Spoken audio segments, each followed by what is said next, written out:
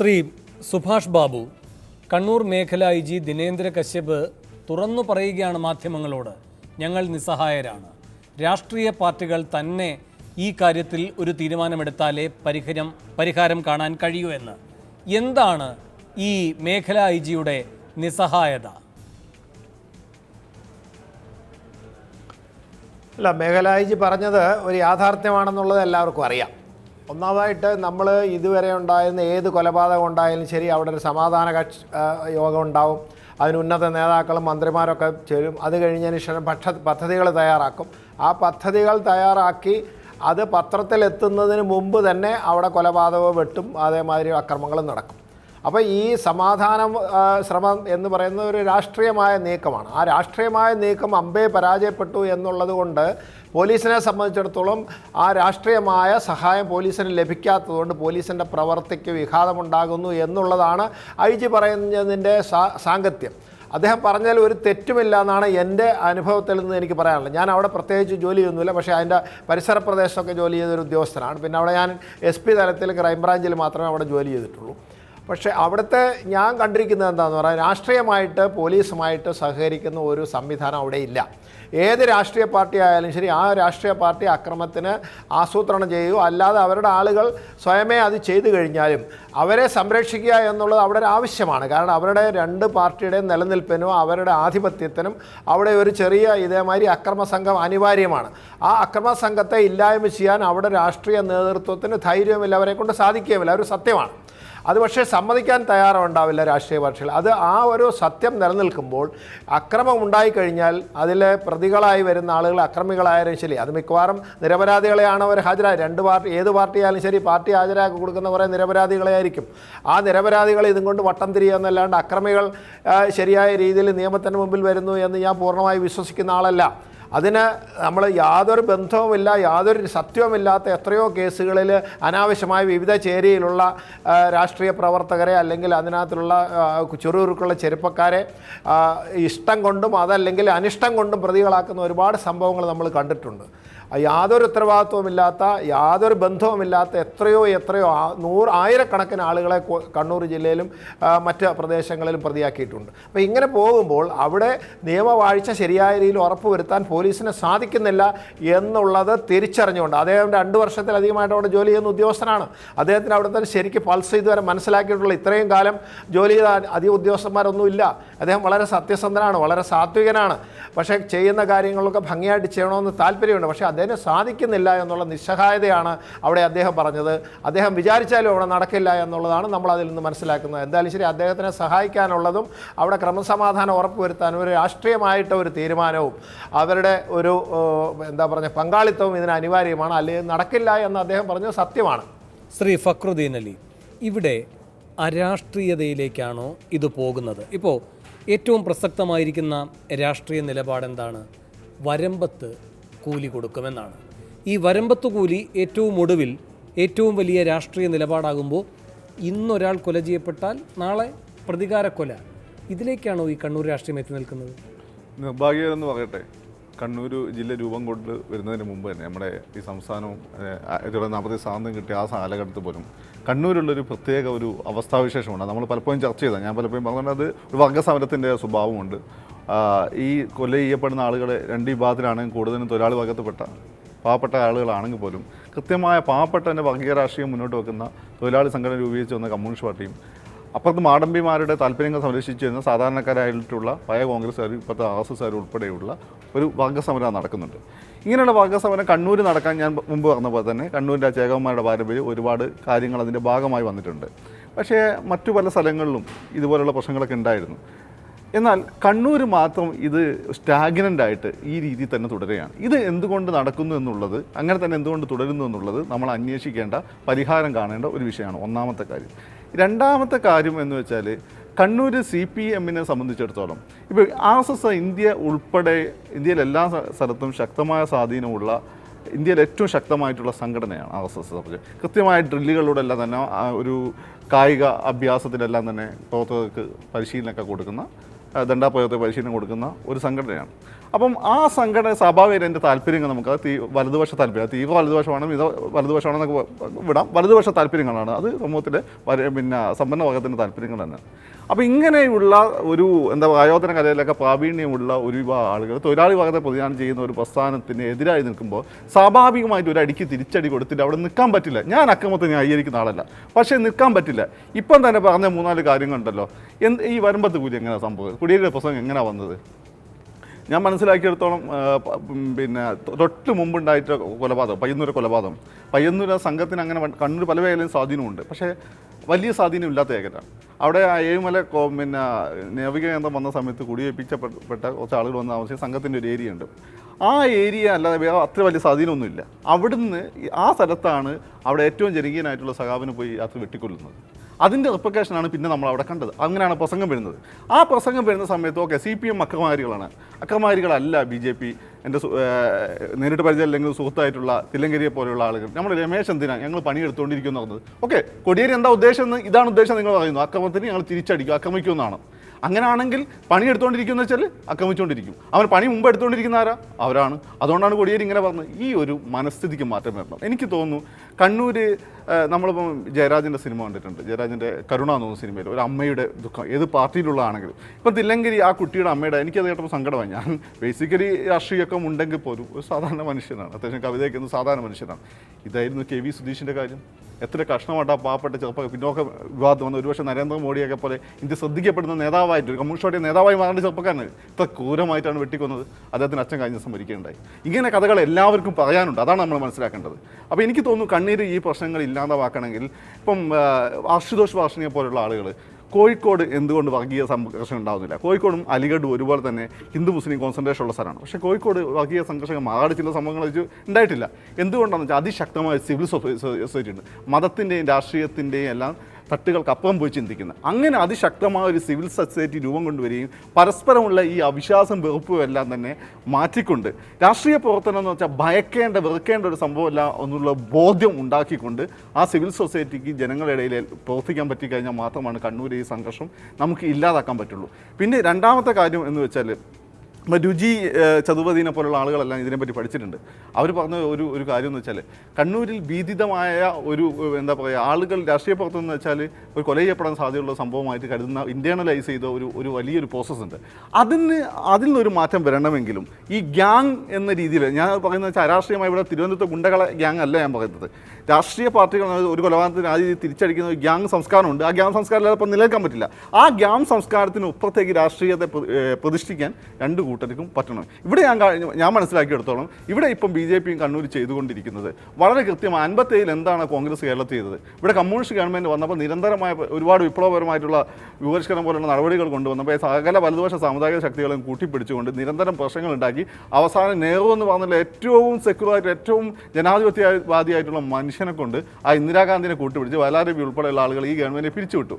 അതുപോലെ കണ്ണൂർ നിരന്തരം പ്രശ്നങ്ങളാണ്, മുഖ്യമന്ത്രിയുടെ നാട്ടിൽ നിരന്തരം പ്രശ്നങ്ങളാണ്, കേരളത്തിൽ കമ്മ്യൂണിസ്റ്റ് വന്നതിന് ശേഷം പ്രശ്നങ്ങളാണെന്ന് വരുത്തി തീർത്തുകൊണ്ട് കേരളത്തിൽ ഇതുവരെ ചൂടുറപ്പിക്കാൻ പറ്റാത്ത കേരളത്തിൽ ഒരു രാഷ്ട്രപതി ഭരണം കൊണ്ടുവന്നിട്ട് ഇവിടെ ചൂടുറപ്പിക്കാൻ നടത്തുന്ന വലിയൊരു ലാർജ് ഗൂഢാലോചന കൂടി ഇതിൻ്റെ ഭാഗമായി നമ്മൾ കാണേണ്ടതുണ്ട്. കാരണം പിണറായി വിജയൻ മുഖ്യമന്ത്രിയാവും, അവിടെ മത്സരിച്ച് അദ്ദേഹം ജയിക്കും, കേരളത്തിൽ LDF അധികാരത്തിൽ വരും എന്നുള്ള തോന്നൽ വന്ന സമയത്താണ് പിണറായി വിജയൻ്റെ വീടിൻ്റെ മുന്നിൽ പോയിട്ട് ബാനർ കത്തിച്ച് ഉൾപ്പെടെ അദ്ദേഹത്തിന് വിജയാളപടനത്തിൽ ആളെ ആക്രമിക്കുകയൊക്കെ ചെയ്തിട്ടുള്ള സംഭവങ്ങൾ നടന്നത്. ഇതിൽ പിന്നെ അങ്ങനെ ഒരു ലാർജ് അജണ്ട കൂടി ഉണ്ട് എന്ന് ഞാൻ പറഞ്ഞാൽ അതിൽ കൂടുതൽ സംശയത്തിനൊന്നും സാധ്യതയില്ല. പിന്നെ ഒന്നാമത്തെ പിന്നെ നമ്മളവിടെ പറഞ്ഞ ഇദ്ദേഹം ഉണ്ടല്ലോ നീലകണ്ഠനോട് ഒറ്റ കാര്യം എനിക്ക് പറയാനുള്ളൂ. മുഖ്യമന്ത്രി ഇതിൻ്റെ പുറത്തൊക്കെ രാജിവെക്കണമെന്ന് പറഞ്ഞു. അരവിന്ദ് കെജ്രിവാളിൻ്റെ മന്ത്രിസഭ പല ആളുകളെ പറ്റി പലതും കേട്ടിട്ടുണ്ട്. മന്ത്രിമാരെ സെക്രട്ടറി ആക്കിയ പ്രശ്നം വന്നിട്ടുണ്ട്. അഴിമതിക്കെതിരെ പറഞ്ഞിട്ടാണല്ലോ ഈ മഹാൻ ഡൽഹി അധികാരത്തിൽ വന്നത്. ആദ്യം നമുക്ക് അരവിന്ദ് കെജ്രിവാളിനെ കൊണ്ട് രാജിവെച്ചിട്ട് പിണറായി വിജയൻ്റെ കാര്യം ആലോചിക്കാം. ശരി, ഇപ്പോൾ മുൻ ആഭ്യന്തരമന്ത്രിയും കോൺഗ്രസ് നേതാവുമായ തിരുവഞ്ചൂർ രാധാകൃഷ്ണൻ MLA ടെലിഫോൺ ലൈനിൽ. ശ്രീ തിരുവഞ്ചൂർ, ഈ ചർച്ചയിൽ ഒരു ഘട്ടത്തിൽ വന്നൊരു കാര്യമാണ് അങ്ങ് ആഭ്യന്തരമന്ത്രി ആയിരിക്കുന്ന കാലത്ത് അടക്കം കഴിഞ്ഞ UDF സർക്കാരിൻ്റെ കാലത്ത് കണ്ണൂരിൽ രാഷ്ട്രീയ കൊലപാതകങ്ങൾ ഇല്ലാതാക്കപ്പെട്ടു എന്ന് നിങ്ങൾ നിരന്തരം ഉന്നയിക്കുന്നൊരു അവകാശവാദമാണ്. KK രാഗേഷ് MP ഈ ചർച്ചയിൽ പങ്കെടുക്കുന്നുണ്ട്. അദ്ദേഹത്തോട് ഈ ചോദ്യം ചോദിച്ചപ്പോൾ അദ്ദേഹം പറഞ്ഞത് അങ്ങനെ ഒരു സംഭവം ഉണ്ടായിട്ടില്ല. രാഷ്ട്രീയ സംഘടനകളും കൊലപാതകങ്ങളുമൊക്കെ അന്നും അവിടെ അരങ്ങേറിയിരുന്നു. പക്ഷേ അന്ന് കൂടുതലും ഇരയാക്കപ്പെട്ടിരുന്നത് CPM പ്രവർത്തകരാണ്. അത് നിസ്സാരവൽക്കരിക്കുന്ന ഒരു സ്വഭാവം പൊതുവിൽ മാധ്യമങ്ങളടക്കം സമൂഹത്തിൽ പുലർത്തിയിരുന്നു. അതുകൊണ്ട് ഇങ്ങനൊരു അവകാശവാദത്തിനുള്ള അവസരം നിങ്ങൾക്ക് കൈവന്നു എന്നാണ്. വാസ്തവം അതാണോ? വേണു, അതല്ല വാസ്തവം. ടി പി ചന്ദ്രശേഖരൻ കേസിന്റെ അന്വേഷണം തുടങ്ങി കൃത്യം 1 വർഷക്കാലം എടുത്തുകൊണ്ടുള്ളൂ. ഒരൊറ്റ കൊലപാതകം അവിടെ നടന്നിട്ടില്ല. അത് കണക്കുകൾ കൊണ്ട് നമുക്ക് മനസ്സിലാകും. അത് റെക്കോർഡ്സ് എല്ലാം നോക്കിയാൽ മതി, പഴയ പശ്ചാത്തലം നോക്കിയാൽ മതി. ഒരൊറ്റ രാഷ്ട്രീയ കൊലപാതകം കണ്ണൂരിൽ നടന്നിട്ടേയില്ല. അതിന്റെ കാരണമുണ്ട്. അതിന്റെ കാരണം ഈ കൊലപാതകം നടത്തുന്ന ആളുകൾ യഥാർത്ഥത്തിൽ അവർ ഫേസ് മാത്രമാണ്. കൊലപാതകം നടത്തിക്കുന്ന ആളുകൾ ഇതിന്റെ പിറകിൽ നിൽക്കുകയാണ്. കൊന്നവനെയും കൊല്ലിച്ചവനെയും പിടിക്കും എന്നൊരു സമീപനം ഇവിടെ അധികാരികൾ എടുത്താൽ, പോലീസ് എടുത്താൽ, നിശ്ചയമായിട്ടും കൊല്ലിക്കാൻ ശ്രമിക്കുന്ന ആളുകൾ പുറകോട്ട് പോകും. അവർ പുറകോട്ട് പോകാത്തിടത്തോളം കാലം ഈ കൊലപാതകം വീണ്ടും വീണ്ടും കൂടിക്കൊണ്ടേയിരിക്കും. കാരണം ഒരു പ്രൊഫഷണൽ ട്രെയിനിങ് കിട്ടിയിട്ടുള്ള കൊട്ടേഷൻ ഗുണ്ടകളാണ് ഇരുഭാഗത്തു നിന്നുകൊണ്ട് ഈ കൊലപാതകത്തിന് നേതൃത്വം കൊടുക്കുന്നത്. അവസാനം പ്രതികളെ പിടിക്കാൻ വരുമ്പോൾ പാർട്ടി ഓഫീസിൽ നിന്ന് കൃത്യം ഓരോ ലിസ്റ്റ് കൊടുക്കുക. ലിസ്റ്റ് അനുസരിച്ചുള്ള ആളുകളാണ് പ്രതികളെന്ന് സങ്കല്പിച്ചുകൊണ്ട് അവർക്കെതിരായിട്ട് കേസ് വരും. ചിലപ്പോൾ കോടതിയിൽ തെളിവുണ്ടാവില്ല. കുറെ പേരെ വിടും, കുറെ പേരെ അകത്തോട്ട് പോകും. പക്ഷേ അവരുടെ കുടുംബം സേഫായിട്ട് ജീവിക്കാനുള്ള ക്രമീകരണം പാർട്ടികൾ തന്നെ ചെയ്യിക്കണം. അപ്പൊ ഇതൊരു വിഷയ സർക്കിളാണ്. ഞാൻ പറയുന്നത് ഈ മനോഭാവത്തിൽ നിന്ന് മാറാൻ പറ്റണം. പോലീസിനെ സ്വതന്ത്രമായി വിടണം. ഇന്നിപ്പോ അവിടെയുള്ള ഇവിടെ ഉത്തരമേഖല IG അദ്ദേഹത്തിന്റെ ഒരു പ്രസ്താവന ഞാൻ ഇന്ന് വിഷ്വലിൽ കണ്ടു. അദ്ദേഹം പറയുന്നത് രാഷ്ട്രീയ കക്ഷികൾ കൂടി തീരുമാനിക്കാതെ എനിക്കൊന്നും ചെയ്യാൻ കഴിയില്ല എന്നാണ്. അതിന്റെ അർത്ഥം എന്താ? അതിന്റെ അർത്ഥം ഇതിന്റെ പിന്നിലുള്ള ശക്തികളാണ്. ഞാൻ പറയും, നമ്മളിത് മുഖം നോക്കാതെ ചെയ്യേണ്ട കാര്യമാണ്. ഞാനിതിനകത്ത് രാഷ്ട്രീയ കക്ഷികൾ എന്നുള്ള നിലയിൽ ഈ 2 പാർട്ടികളെ കുറ്റപ്പെടുത്തുന്നതിന് വേണ്ടി നിൽക്കുകയല്ല. അവർ രാഷ്ട്രീയ കക്ഷികൾ അവരുടേതായ റീസൺസ് വെച്ചുകൊണ്ട് ഒരു പക്ഷേ അത് ചെയ്യുന്നുണ്ടാകും. അവരല്ല ഇതിന്റെ പിന്നിൽ നിൽക്കുന്ന. അതിന്റെ നേതൃത്വം, അവരെടുക്കുന്ന തീരുമാനങ്ങൾ എക്സിക്യൂട്ട് ചെയ്യുന്ന എക്സിക്യൂട്ടിംഗ് ഏജൻസിയാണ് യഥാർത്ഥത്തിൽ കൊലപാതകത്തിന് അവിടെ ഉത്തരവാദികളായിട്ട് വരുന്നത്. എന്നാൽ കോടതിയുടെ മുമ്പിൽ ഇത് ചെയ്യിക്കുന്ന ആളുകൾ വരുന്നതേയില്ല. അപ്പൊ അതുകൊണ്ട് പോലീസ് സ്വതന്ത്രമാവട്ടെ. ഞാൻ പറയുന്നത് പിണറായി വിജയൻ കേരളത്തിന്റെ മുഖ്യമന്ത്രിയാണ്. അദ്ദേഹം അതുകൊണ്ട് തന്നെ പോലീസ് സ്വതന്ത്രമായി പ്രവർത്തിക്കാൻ അനുവദിക്കണം.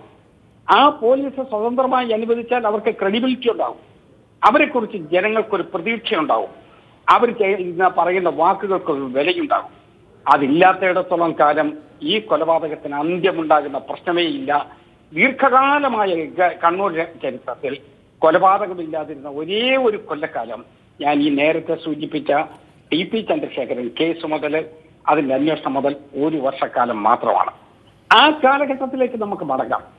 വെറുതെ പാവപ്പെട്ട ആളുകളെ അങ്ങ് ഇവിടെ തെരുവിൽ കുത്തിക്കൊണ്ട് അവരുടെ വേദനയും ദുഃഖവുമാണ് ഈ സമൂഹത്തിന്റെ വക എന്ന് പറഞ്ഞ് പരസ്പരം മാറി നിന്ന് ചേരിതിരിഞ്ഞ് നമ്മൾ വാദിക്കുന്നതിനേക്കാൾ ഭേദം ഈ കൊലപാതകം ഇല്ലാതാക്കണം. അത് ഏത് ഭാഗത്തുനിന്നുണ്ടായാലും അതിൽ നിയമത്തിന്റെ ഒരംശം പോലും വിട്ടുവീഴ്ചയില്ലാതെ നീതിബോധത്തോടുകൂടി ക്രെഡിബിലിറ്റിയോടുകൂടി കാര്യങ്ങൾ ചെയ്യുന്നതിന് വേണ്ടി പോലീസിനെ അവിടെ അനുവദിക്കുകയും ചെയ്യണം. അതോടുകൂടി ഇതിന് പരിഹാരമുണ്ടാകും എന്ന് തന്നെയാണ് എൻ്റെ പ്രതീക്ഷ. ശ്രീ തിരുവഞ്ചൂർ, അങ്ങ് സൂചിപ്പിച്ച TP വധം, അതിനുശേഷം പിന്നെ കതിരൂർ മനോജ് വധം, അതിപ്പോൾ ഫക്രുദ്ദീൻ അലി ഓർമ്മിപ്പിക്കുകയായിരുന്നു. താങ്കൾ ഈ പറയുമ്പോൾ അതിനുശേഷം കതിരൂർ മനോജ് വധം ഉണ്ടായിട്ടുണ്ടല്ലോ എന്ന്. അതിരിക്കട്ടെ, ഇതിലൊക്കെ കൃത്യമായ ഒരു കാര്യം ഞാൻ പറയാം. ഞാൻ ഈ പറഞ്ഞ ഒരു കൊല്ലക്കാലം എടുത്തതിന് ശേഷം പിന്നീടുള്ള കാലഘട്ടത്തിൽ വന്നത് ഞാൻ അത് അവകാശപ്പെടുത്തില്ല. ശരി. പക്ഷേ ഒരു കാര്യം സാർ, ഈ കൊലപാതകങ്ങളിൽ കർക്കശമായ നടപടി എടുത്തു എന്ന് പറയുന്നുണ്ടല്ലോ. എന്തുകൊണ്ട് അതിൻ്റെ പ്രതിസ്ഥാനത്ത് CPMൻ്റെ മാത്രം ഉന്നത നേതാക്കന്മാർ വന്നു? ഞാൻ ചോദിക്കുന്നത്, അങ്ങ് ആഭ്യന്തരമന്ത്രിയായിരുന്ന ഘട്ടത്തിൽ തന്നെ അതിനു മുൻപ് ഒരുപാട് രാഷ്ട്രീയ കൊലപാതകങ്ങൾ അവിടെ നടന്നിട്ടുണ്ട്. ഇത്രയും കാര്യക്ഷമമായ അന്വേഷണം നിങ്ങൾ തന്നെ കുറ്റപ്പെടുത്തുന്ന ഇരുവശത്തെയും ഒരു വശത്തെ പ്രതിനിധീകരിക്കുന്ന BJP RSS നേതൃത്വത്തിലേക്ക് എന്തുകൊണ്ട് പോയില്ല? എന്തുകൊണ്ട് CPMൻ്റെ വേട്ടയാടൽ മാത്രമായി അത് ചുരുങ്ങി? ഇപ്പോൾ അതുകൊണ്ട് കൂടുതൽ ശക്തിമത്തായി നിങ്ങളുടെ കാലത്തെ പ്രവർത്തനങ്ങളെയും കൂടി ഉദാഹരിച്ചുകൊണ്ട് BJP RSS നേതൃത്വം പറയുകയാണ് കണ്ണൂരിലെ ഏക കുഴപ്പക്കാർ CPM ആണ് എന്ന്. എനിക്ക് CPM മാത്രമാണ് കുഴപ്പക്കാർ എന്ന് എനിക്ക് അഭിപ്രായം ഇല്ല. കാരണം അടിക്ക് തിരിച്ചടി എന്നുള്ള നിലയിലാണ് ഇവരെല്ലാം ഇത് കൈകാര്യം ചെയ്യുന്നത്. ഒന്നിനെ കൊന്നാൽ മറ്റൊരാളുടെ കൊന്നിരിക്കും. സ്കോർ ബോർഡ് അവർ വലുതാക്കിക്കൊണ്ടേയിരിക്കുകയാണ്. അതുകൊണ്ട് അത് CPM മാത്രമാണെന്ന് എനിക്ക് അഭിപ്രായമേ ഇല്ല. അന്ന് CPM മാത്രം വന്നുപെടാൻ കാരണം ആ കൊലക്കേസ് അങ്ങനെയായിരുന്നു എന്നുള്ള എല്ലാവർക്കും അറിയാം. കേരളത്തെ ഞെട്ടിച്ച ഒരു സംഭവമായിരുന്നു. ആ സംഭവത്തിൽ ഇവിടെ ഈ ഉത്തരവാദികളായിട്ടുള്ള പ്രതികളെ പിടിക്കാൻ കഴിയില്ലെങ്കിൽ പിന്നെ ഭരണകൂടം എന്ന് പറയുന്നതിൽ എന്ത് അർത്ഥമാണ്? ഭരണം എന്ന് പറയുന്നതിനകത്ത് എന്ത് കാര്യമാണ്? അപ്പൊ അതുകൊണ്ട് നീതിബോധത്തോടു കൂടി പോകുന്ന ഒരു സമൂഹത്തിന്റെ താല്പര്യങ്ങൾ പരിരക്ഷിക്കുകയും അവർക്ക് ആവശ്യമായ പ്രൊട്ടക്ഷൻ കൊടുക്കുന്നതിന് വേണ്ടി പോലീസ് ഉണ്ടാകും എന്നൊരു തോന്നൽ ഉണ്ടാക്കുകയും കൊല്ലാനും കൊല്ലിക്കാനും നേതൃത്വം കൊടുക്കുന്ന ആളുകൾക്കെതിരായി നിയമത്തിന്റെ ഖഡ്ഗം നീങ്ങും എന്നൊരു നില വരികയും ചെയ്താൽ സ്വാഭാവികമായും കണ്ണൂരിൽ ഞാൻ ആ പറഞ്ഞ കാലഘട്ടത്തിൽ ഉണ്ടായിരുന്നത് പോലെ തന്നെ തുടർ സമാധാനം നമുക്ക് ഉണ്ടാക്കാൻ കഴിയും. ശ്രീ തിരുവഞ്ചൂർ, ഒരു കാര്യം കൂടി പ്രതികരിച്ചിട്ട് താങ്കൾക്ക് പോകാം ഈ ചർച്ചയിൽ നിന്ന്. ഇവിടെ പിണറായി വിജയൻ ചൂണ്ടിക്കാട്ടുന്ന ഒരു കാര്യം, ഇപ്പോൾ താങ്കൾ ഈ വിഷയത്തെ കാണുന്ന ഒരു രീതിയുണ്ട്. യഥാർത്ഥ ഇതിൻ്റെ ആസൂത്രകരെ പിടികൂടുകയാണ് എങ്കിൽ പോലീസിനെ ആ രൂപത്തിൽ നിയമപാലന നിർവഹണത്തിന് ഉത്തരവാദപ്പെടുത്തുകയാണെങ്കിൽ അത് നിയന്ത്രിക്കാൻ കഴിയുമെന്ന്. മറ്റൊരു വീക്ഷണവുമുണ്ട് ഇതേ വിഷയത്തിൽ. അതാണ് പിണറായി മുന്നോട്ട് വയ്ക്കുന്നത്. അതായത് ഉത്തരവാദപ്പെട്ട രാഷ്ട്രീയ പാർട്ടികളല്ല ഇത്തരം കാര്യങ്ങൾ തുടങ്ങി വയ്ക്കുന്നതും മറ്റുള്ളവരെ അതിലേക്ക് ഒരുപക്ഷെ നിർബന്ധിച്ച് പ്രേരിപ്പിച്ച് എത്തിക്കുന്നതും. അല്ലാത്ത ചില വിഭാഗങ്ങളുണ്ട്. ആ കൂട്ടത്തിൽ അദ്ദേഹം പറയുന്നതാണ് ഈ NDF-നെ പേര് മാറ്റി മാറ്റി വരുന്ന പ്രസ്ഥാനം. അതേ തുലാസിൽ തന്നെ RSSനെയും തൂക്കുകയാണ് പിണറായി. അങ്ങനെ ഉത്തരവാദപ്പെട്ട രാഷ്ട്രീയ പ്രസ്ഥാനങ്ങളുടെ ജനാധിപത്യ മര്യാദയുണ്ടല്ലോ, ഇനി എന്തൊക്കെയായാലും അതില്ലാത്ത ഒരു കൂട്ടരെ ഇത്ര കർക്കശമായി നേരിടുകയോ, ഞാൻ ചോദിക്കുന്നത് അധികാരത്തിലിരിക്കുമ്പോൾ ആ വകുപ്പ് ഉപയോഗിച്ച് അങ്ങ് നേരിട്ടോ ഇല്ലയോ എന്നതല്ല, അതായാലും അതല്ലാതെ രാഷ്ട്രീയമായും ഇങ്ങനെ വ്യവച്ഛേദിച്ച് കണ്ട് അതിനെ പ്രതിരോധിക്കുന്ന രാഷ്ട്രീയം നിങ്ങൾക്ക് എത്ര കാര്യക്ഷമമായി ഉയർത്താൻ കഴിഞ്ഞു? ചോദ്യം ലളിതമാണ്. NDF-ഉം RSSും ഒക്കെ രാഷ്ട്രീയ ജനാധിപത്യ പ്രക്രിയയിൽ ഉത്തരവാദിത്വത്തോടെ പ്രവർത്തിക്കാത്ത സംഘടനകളാണ് എന്നെങ്കിലും അങ്ങടക്കമുള്ളവർ പറയുമോ? ഞാൻ വേണം ഒരു കാര്യം പൂർണ്ണമായിട്ട് ഞാൻ സമ്മതിക്കുന്നു. ഒന്ന്, കൊലപാതകത്തെ നമുക്ക് കൊലപാതകമായി കാണണം. അത് ഇന്ത്യൻ പീനൽ കോഡിലെ വ്യവസ്ഥ അനുസരിച്ച് നമുക്ക് നിയമ നടപടികളുമായിട്ട് മുന്നോട്ട് പോകണം. അതേസമയം നാട്ടിൽ അക്രമ പ്രവർത്തനം ഉണ്ടാക്കണം, അല്ലെങ്കിൽ അവിടെ വർഗീയ കലാപമുണ്ടാക്കി മുതലെടുക്കണമെന്ന് ആഗ്രഹിക്കുന്ന സ്ഥലത്ത് അതിന് പറ്റത്തക്ക വിധത്തിലുള്ള നിയമ നടപടികളിലേക്ക് പോകണം. അതോടൊപ്പം എല്ലാ കക്ഷികളും ചേർന്ന് ബോധവൽക്കരണത്തിന് വേണ്ടിയുള്ള നടപടിയും എടുക്കണം. ഇന്നിപ്പോ വന്ന പ്രാചീന കാലഘട്ടത്തിലെ സമീപനമാണ് എടുക്കുന്നത്, കിരാതമായ സമീപനം. ആ സമീപനത്തോട് ഈ മോഡേൺ സൊസൈറ്റിയിൽ ഏതെങ്കിലും ചെറുപ്പക്കാരന് യോജിക്കാൻ പറ്റുമോ? അതുകൊണ്ട് ഒരു പുതിയ കൺസെപ്റ്റോട് കൂടി നമുക്കിതിനെ കാണാൻ കഴിയണം. ഈ കൊലപാതകത്തിന് അറുതി വരുത്തണമെന്നുള്ള പൂർണ്ണമായ ആഗ്രഹത്തോട് പിടിപ്പിക്കണം. കൊല ചെയ്യുന്നവരും വേണം, അതിന്റെ ഫേസായി നിൽക്കുന്ന ആളുകളെ മാത്രമല്ല, അതിന്റെ പിന്നിലുള്ള ശക്തികളോടും അതേ രൂപത്തിലുള്ള സമീപനം എടുത്താൽ ഈ പ്രശ്നത്തിന് ഏറെക്കുറെ പരിഹാരമുണ്ടാകുമെന്ന് തന്നെയാണ് എൻ്റെ അഭിപ്രായം. ശരി, വളരെയധികം നന്ദി ശ്രീ തിരുവഞ്ചൂർ പ്രതികരിച്ചതിന്. സൂപ്പർ പ്രൈം ടൈമിൽ ഒരു ഇടവേളയാണ്. ഇടവേളയ്ക്ക് ശേഷം സൂപ്പർ പ്രൈം ടൈം ചർച്ച ചെയ്യുന്നത് സർവകക്ഷി യോഗത്തിലൂടെ സമാധാനം സാധ്യമല്ല എന്ന് പറയുന്ന പിണറായി പോംവഴി പറയാതെ പിൻവലിയുന്നത് എന്തുകൊണ്ട്? ഇടവേളയ്ക്ക് ശേഷം.